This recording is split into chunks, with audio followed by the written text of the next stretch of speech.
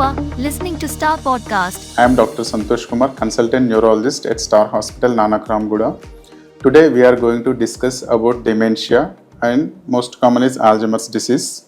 And we have along with Dr. Osman, he is also consultant neurologist at Star Hospitals, Nanakramguda. So dementia is commonly seen in aged population, and the term dementia is a generic term where it refers to a group of diseases which affects the brain that causes problems in thinking and memory issues along with some behavioral changes. So this is very common in elderly population, especially after 65 years of age.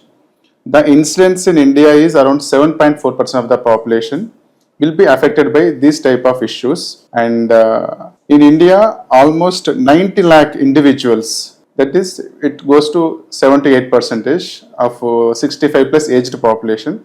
So 90 lakh population in India is currently living with dementia. So Dr. Usman will elaborate the symptoms of dementia.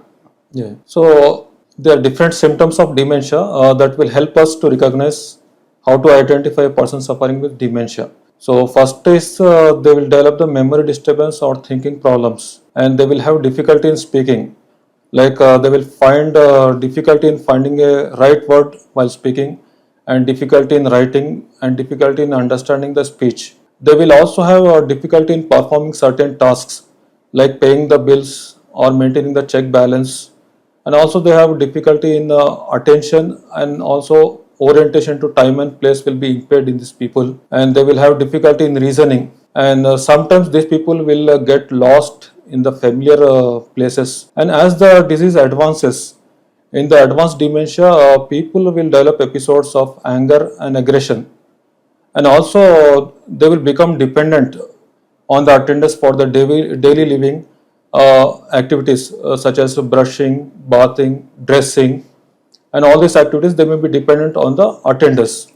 And as the dementia advances, they may also lose bowel and bladder control. They will have urinary and fecal incontinence, and these people see things which aren't there, and they believe the things which are not true. So these are the symptoms of advanced dementia. Can you enlighten us on the risk factors of dementia? The risk factors, the biggest risk factor for dementia is age. So though it is common in 65 plus years of age, but we do see cases less than under 65 years of age.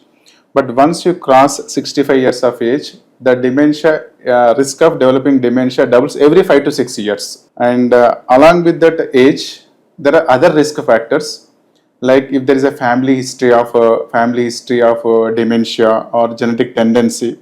So the offsprings are more common to develop the dementia.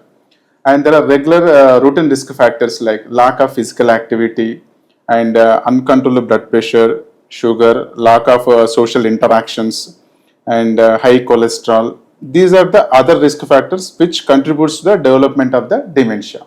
So the most common risk factor is one is age, and another is genetic and family tendency, and lack of exercise and poor health habits. So what are the types of dementia you see in general practice? So there are many types of dementia. Among this, the commonest one is which we come across in our OPD is Alzheimer's dementia. So this dementia we see in elderly population, and there will be death of brain cells progressively and slowly. And the other type of dementia is the vascular dementia. So this type of dementia occurs because of decreased blood flow to the brain, and this people will have the blood vessels in the brain will get blocked because of the clots, and the brain will get damaged because of the high blood pressure and also advancing age. So this type of dementia we commonly see in people who have stroke or who are at risk of getting a stroke in the future. So other type of dementia is frontotemporal dementia. In these people, they will have early personal and behavioral changes. Dementia follows later, and also they will have difficulty in speaking, finding the right word while speaking, and also difficulty in writing. So another type of dementia is Lewy body dementia. In this dementia, people will have movement disorder, and along with they will have dementia. This type of people usually have sleep disturbance, and also they will have hallucinations. So another type is Parkinson's disease dementia. Usually this dementia we see in people who have Parkinson's disease. They present with a tremulousness, stiffness of body, and slowness of movement. And as the disease worsens over a period of time, more than 2 years, some of these people develop dementia. And there are other types of dementia which develop because of multiple factors like trauma to the brain.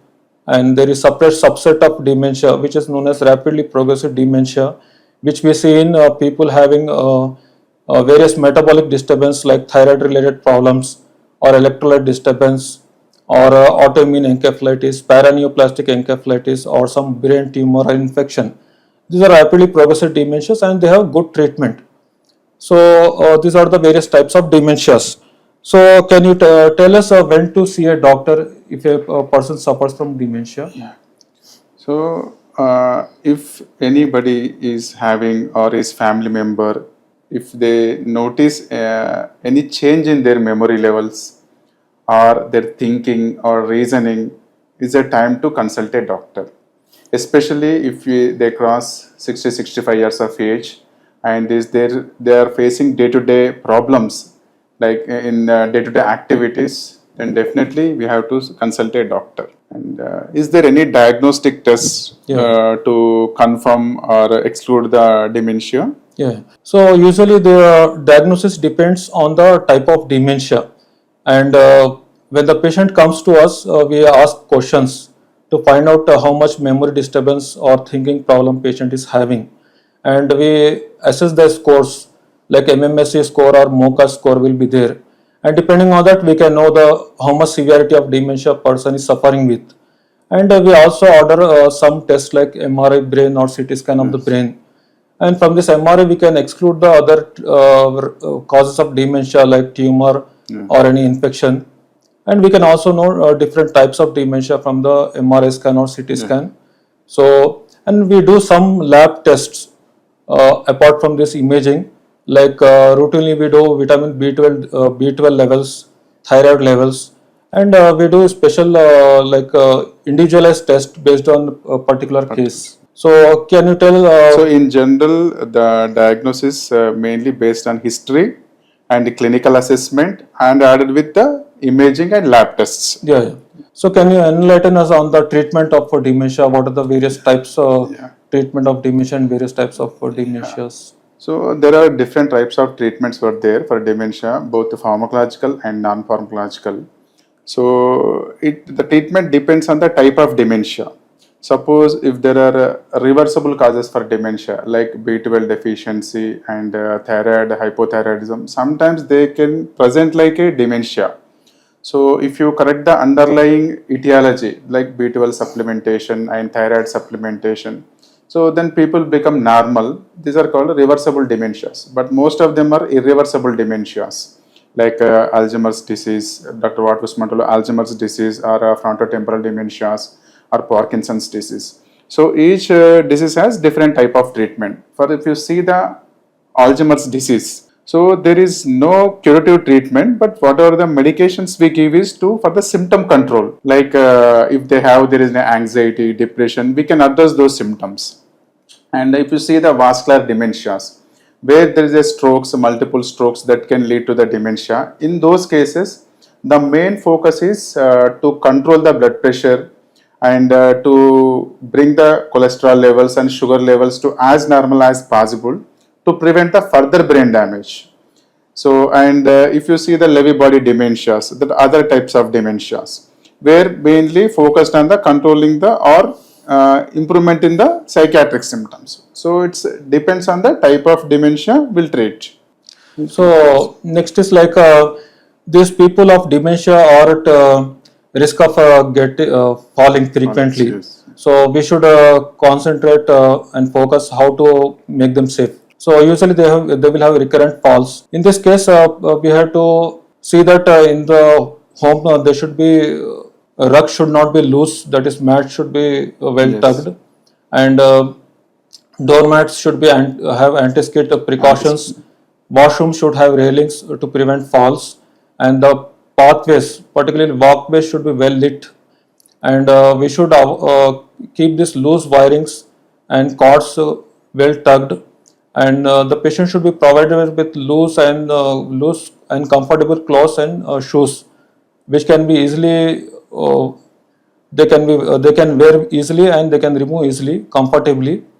And also these people of dementia, they are at risk of wandering and getting lost from the home. So we should keep the main door of the house always closed, and we should closely monitor these people, and we should always keep some identity along with them, because once they get lost it will be very helpful. And these people of dementia are also at risk of injuring themselves and injuring other people. So we had to keep the cabinets which contains dangerous items like any sharp items or medicines. We should keep them provide them with some safety measures like locks, locks, and also stoves can be provided with some safety covers. So family members and caregiver role is very important Yeah. in day-to-day activities. So how do we prevent this dementias? Are there There are no proven ways to prevent the dementia, but healthy brain lifestyle choices. If you practice throughout your life, especially after the mid-age, definitely the risk of developing the dementia is less, and you can keep your brain healthy, like regular exercise and eating healthy foods and social interactions, volunteering in day-to-day activities like social events or religious events. So they will keep them active. So definitely the risk of dementia will come down, or at least we can slow down the progression, or we can delay the onset of the disease. Thank you, Usman, for elaborating different types of dementias and safety measures and different diagnostics tests. And in a nutshell, dementia is very common in nowadays, and especially in the aged population. And these people need definite family support and caregiver support.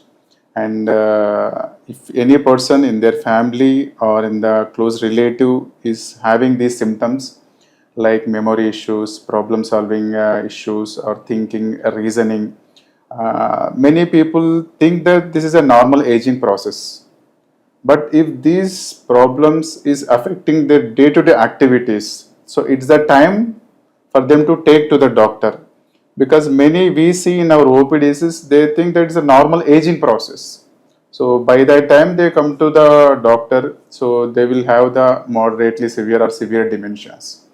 So hope that you are understanding what we had discussed.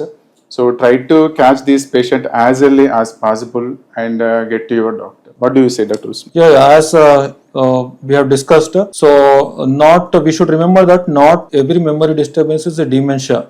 We also come across people who are elderly and who have some sort of forgetfulness, which is normal for the age.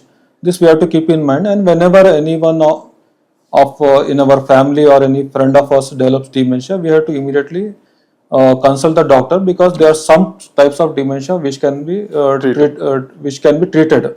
Treated, and we can improve the quality of life even though in irreversible dementias like Alzheimer's disease and other types of dementias. Thank you for listening to Star Podcast.